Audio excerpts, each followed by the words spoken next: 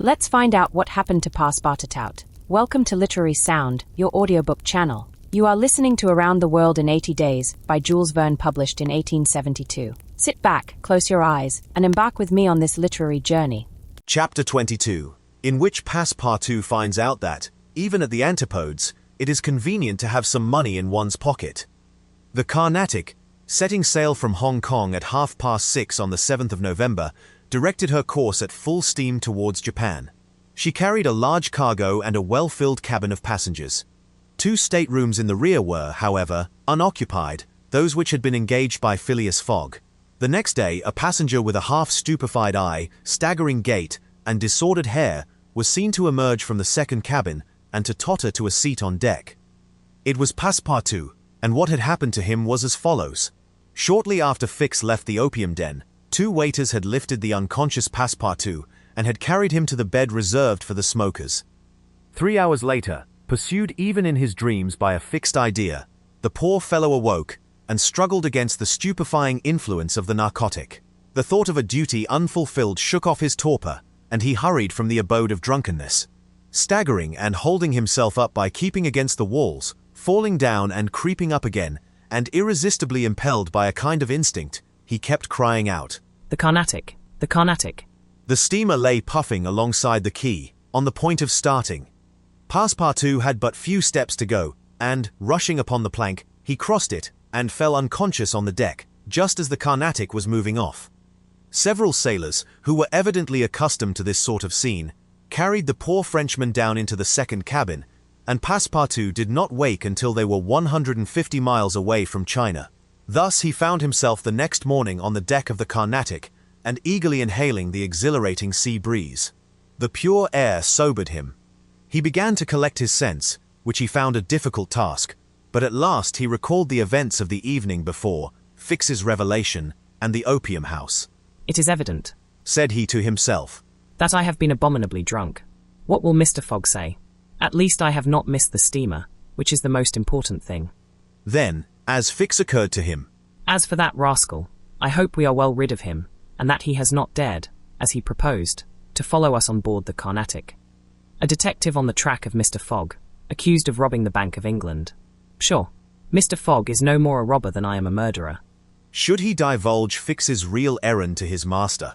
Would it do to tell the part the detective was playing? Would it not be better to wait until Mr. Fogg reached London again, and then impart to him that an agent of the Metropolitan Police had been following him round the world, and have a good laugh over it? No doubt, at least, it was worth considering. The first thing to do was to find Mr. Fogg, and apologize for his singular behavior. Passepartout got up and proceeded, as well as he could with the rolling of the steamer, to the after deck. He saw no one who resembled either his master or Aouda. Good, muttered he. Aouda has not got up yet, and Mr. Fogg has probably found some partners at whist. He descended to the saloon. Mr. Fogg was not there. Passepartout had only, however, to ask the purser the number of his master's stateroom. The purser replied that he did not know any passenger by the name of Fogg. I beg your pardon, said Passepartout persistently. He is a tall gentleman, quiet, and not very talkative, and has with him a young lady. There is no young lady on board, interrupted the purser. Here is a list of the passengers. You may see for yourself. Passepartout scanned the list, but his master's name was not upon it. All at once an idea struck him. Ah, am I on the Carnatic? Yes. On the way to Yokohama? Certainly. Passepartout had for an instant feared that he was on the wrong boat, but, though he was really on the Carnatic, his master was not there. He fell thunderstruck on a seat. He saw it all now. He remembered that the time of sailing had been changed, that he should have informed his master of that fact, and that he had not done so. It was his fault, then, that Mr. Fogg and Aouda had missed the steamer. Yes, but it was still more the fault of the traitor who, in order to separate him from his master and detain the latter at Hong Kong, had inveigled him into getting drunk. He now saw the detective's trick, and at this moment Mr. Fogg was certainly ruined, his bet was lost, and he himself perhaps arrested and imprisoned. At this thought, Passepartout tore his hair. Ah, if Fix ever came within his reach, what a settling of accounts there would be. After his first depression, Passepartout became calmer and began to study his situation. It was certainly not an enviable one. He found himself on the way to Japan, And what should he do when he got there? His pocket was empty. He had not a solitary shilling, not so much as a penny. His passage had fortunately been paid for in advance, and he had 5 or 6 days in which to decide upon his future course. He fell to at meals with an appetite, and ate for Mr. Fogg, Aouda, and himself. He helped himself as generously as if Japan were a desert, where nothing to eat was to be looked for. At dawn on the 13th, the Carnatic entered the port of Yokohama. This is an important port of call in the Pacific, where all the mail steamers, and those carrying travelers between North America, China, Japan, and the Oriental Islands put in. It is situated in the Bay of Yedo, and at but a short distance from that second capital of the Japanese Empire, and the residence of the Tycoon, the civil emperor, before the Mikado, the spiritual emperor, absorbed his office in his own.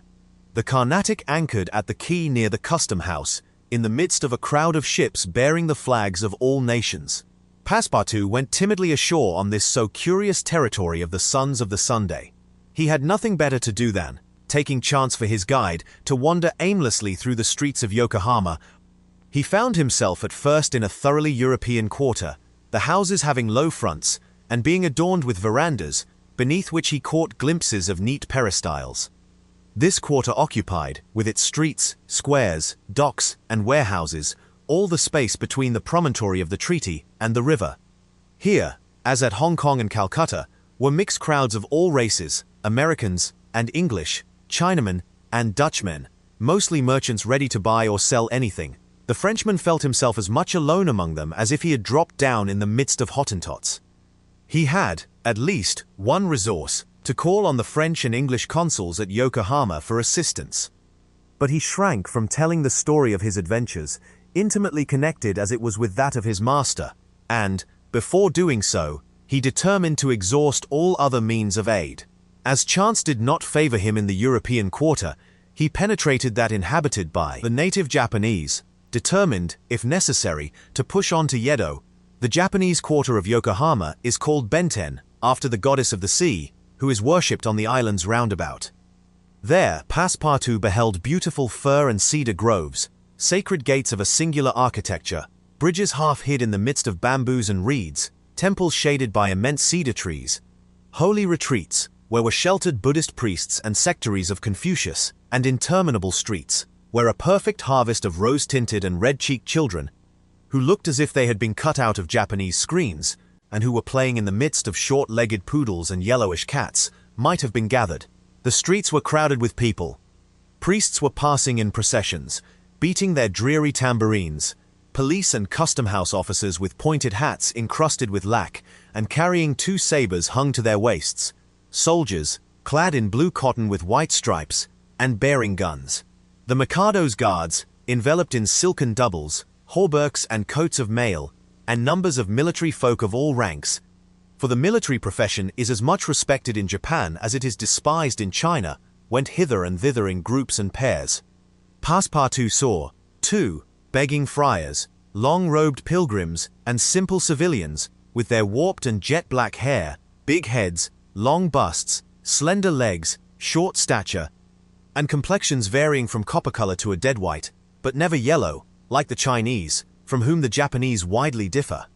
He did not fail to observe the curious equipages, carriages, and palanquins, barrows supplied with sails, and litters made of bamboo, nor the women, whom he thought not especially handsome, who took little steps with their little feet, whereon they wore canvas shoes, straw sandals, and clogs of worked wood, and who displayed tight-looking eyes, flat chests, teeth fashionably blackened, and gowns crossed with silken scarfs, tied in an enormous knot behind an ornament which the modern Parisian ladies seem to have borrowed from the dames of Japan.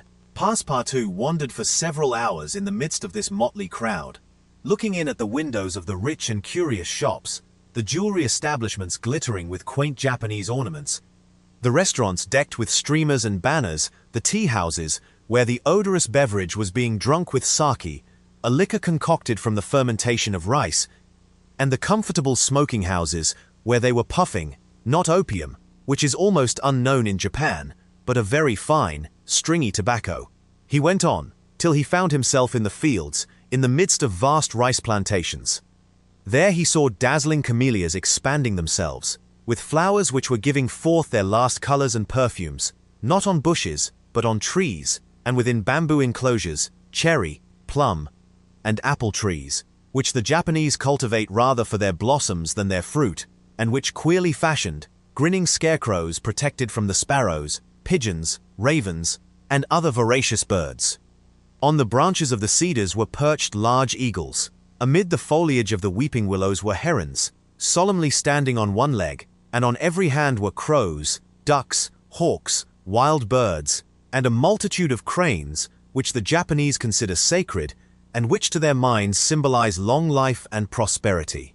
As he was strolling along, Passepartout espied some violets among the shrubs. Good, Said he. I'll have some supper. But, on smelling them, he found that they were odorless. No chance there. Thought he. The worthy fellow had certainly taken good care to eat as hearty a breakfast as possible before leaving the Carnatic. But, as he had been walking about all day, the demands of hunger were becoming importunate. He observed that the butcher's stalls contained neither mutton, goat, nor pork, and, knowing also that it is a sacrilege to kill cattle, which are preserved solely for farming, he made up his mind that meat was far from plentiful in Yokohama, nor was he mistaken, and, in default of butcher's meat, he could have wished for a quarter of wild boar or deer, a partridge, or some quails, some game or fish, which with rice, the Japanese eat almost exclusively. But he found it necessary to keep up a stout heart, and to postpone the meal he craved till the following morning. Night came, and Passepartout re-entered the native quarter, where he wandered through the streets, lit by vari-colored lanterns, looking on at the dancers, who were executing skillful steps and boundings, and the astrologers who stood in the open air with their telescopes. Then he came to the harbor, which was lit up by the resin torches of the fishermen who were fishing from their boats. The streets at last became quiet, and the patrol, the officers of which, in their splendid costumes and surrounded by their suites, Passepartout thought seemed like ambassadors, succeeded the bustling crowd. Each time a company passed, Passepartout chuckled and said to himself, Good. Another Japanese embassy departing for Europe. How do you think they will find each other? Let me know in the comments. Literary Sound is on Spotify, YouTube, and TikTok. Follow me on your favorite platform to continue this journey wherever you want. If you enjoyed this chapter, leave your like, subscribe to the channel, and activate the bell so you don't miss any of the upcoming chapters. Don't miss the next one. See you soon.